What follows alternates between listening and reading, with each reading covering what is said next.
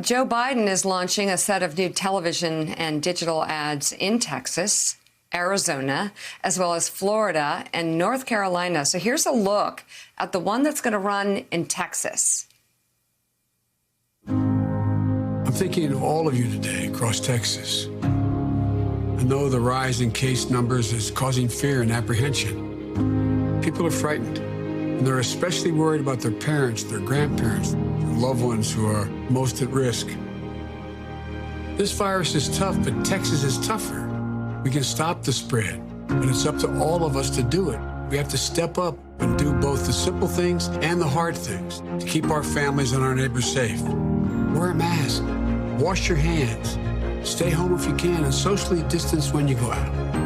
I want every single American to know, if you're sick, if you're struggling, if you're worried about how you're going to get through the day, I will not abandon you. We're all in this together. We'll fight this together. And together, we'll emerge from this stronger than we were before we began. I'm Joe Biden, and I approve this message. Victoria DeFrancisco Soto, talk to me about Texas. Is it possible Joe Biden could take Texas? Mika, I've always been very cautious when I say, oh, Texas is going to flip. It's going to go blue. Every election cycle, we get that talk. But I do think we are extremely close. And I'm going to go with the ocean metaphor, right? The blue wave. Waves swell. You know, it doesn't happen in one fell swoop. And we've been seeing that. We saw Hillary Clinton lose in single digits. We saw 2018, a lot of pickup across the state. And even though Beto, remember Beto, he lost. But in Texas, that's a win for Democrats. He came within 2 percentage points of Ted Cruz.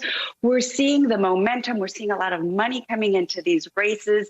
And I think that if the coronavirus storm is anything, it can be a precipitating factor. So I'm still not going to put all of my money on Texas turning blue. But I think what's really important here is what I will put my money on is that in 2020, we are going to see the ball being moved down the field. I think that Joe Biden can come within 2 to 3 percentage points of Trump in Texas. And we might see, again, MJ Hagar, who won the Democratic runoff to go up against Cornyn, also come within those 2 to 3 percentage points. So while those aren't wins outright, I think in the larger picture, they put Texas on track to a very blue path in 2024. Jonathan Lemire. Hey, Reverend Al, I want to circle back a little bit to the Jeff Sessions portion of this discussion. He said last night that this would be the last race of his political career, that this effectively ends it. He, of course, was thought by most to have actually done the right thing in recusing himself from the Russia probe while Attorney General, although, of course, he incurred the wrath of the president, who never, ever, ever forgave him for that. But I want to give you a shot here. Speak to what his legacy is going to be like as Attorney General, because so much of what he did, people around the president would try to cool Trump's anger because they said Jeff Sessions was arguably his most effective cabinet member in delivering the Trump agenda. What do you think? How is history going to remember Jeff Sessions' time as both senator, but particularly as Attorney General? Jeff Sessions was opposed by most of us in the civil rights community when he was nominated.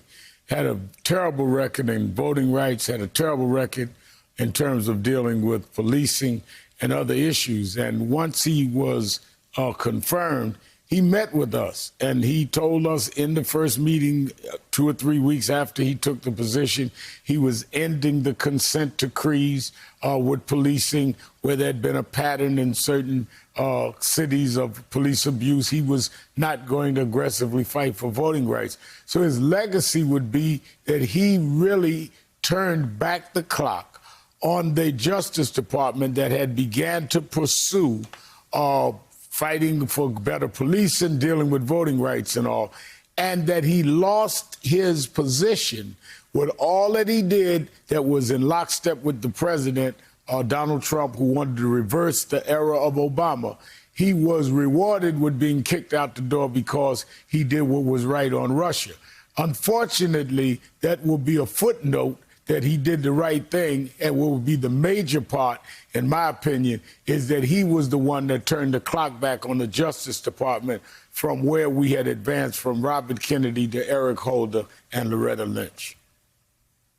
Rev, stand by. Jeremy Peters and Victoria DeFrancesco Soto, thank you both for being on the show this morning. Thanks for checking out MSNBC on YouTube, and make sure you subscribe to stay up to date on the day's biggest stories. And you can click on any of the videos around us to watch more from Morning Joe and MSNBC. Thanks so much for watching.